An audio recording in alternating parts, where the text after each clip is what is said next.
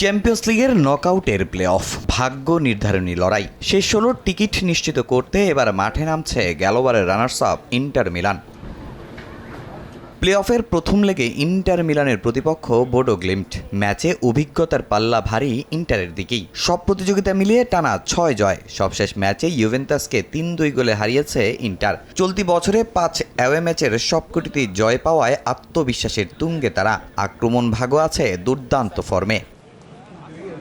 তবে ছোট দল হলেও বড় চমক দেখাতে জানে বোডো গ্লিম্ট। এ মাঠেই সবশেষ ম্যাচে ম্যানচেস্টার সিটিকে ৩-১ গোলে হারিয়েছিল তারা। তাই নরওয়েজিয়ান ক্লাবটিকে হালকাভাবে নেয়ার সুযোগ নেই নেরাজ্জুরিদের। যদিও এখন পর্যন্ত দুবারের মুখোমুখি দেখায় দু ম্যাচই বড় জয় পেয়েছে ইন্টার। এবার চ্যাম্পিয়ন্স লিগ মঞ্চে প্রথম মুখোমুখি হবে দু দল। একই রাতে রাউন্ড অফ 16-এ জায়গা করতে প্লে অফের প্রথম লেগে মাঠে নামছে অ্যাথলেটিকো মাদ্রিদও। খেলবে ক্লাব বুর্গের বিপক্ষে। সরাসরি শেষ ১৬তে জায়গা করতে না পারলেও ঘরের মাঠে ম্যাচ নিয়ে বেশ আত্মবিশ্বাসী বেলজিয়াম ক্লাবটি। চ্যাম্পিয়ন্স লিগে ৮ ম্যাচে ১০ পয়েন্ট নিয়ে ১৯তম স্থানে থেকে লিগ পর্ব শেষ করেছে তারা। এছাড়া সব মিলিয়ে শেষ ৫ ম্যাচে ৪ জয় পেয়েছে ব্রুগ।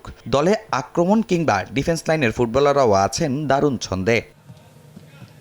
অন্যদিকে বেশ চাপই আছে অ্যাথলেটিকো। লা লিগায় সবশেষ ম্যাচে বায়াকনের কাছে ৩-২ ব্যবধানে হারে শিরোপার রেস থেকে অনেকটা পিছিয়ে যায় তারা। যদিও এর আগের ম্যাচই কোপা দেল রেতে বার্সেলোনাকে উড়িয়ে দেয় দিয়াগো সিমোনের দল। সেই অভিজ্ঞতা এই ম্যাচে কাজে লাগাতে চাইবে অ্যাথলেটিকো মাদ্রিদ।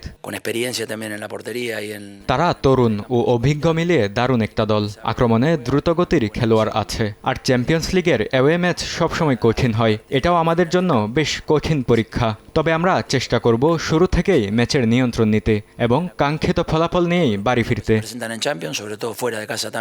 চ্যাম্পিয়ন্স লিগের মঞ্চে এখন পর্যন্ত মোট ৪ বার মুখোমুখি হয় ক্লাব বুর্গ ও অ্যাথলেটিকো মাদ্রিদ, যেখানে দুদলই পেয়েছে একটি করে জয় ও দুটি হয়েছে ড্র। তাই হাড্ডাহাড্ডি লড়াইয়ের অপেক্ষায় বেলজিয়ামের ব্রেইডেল স্টেডিয়াম।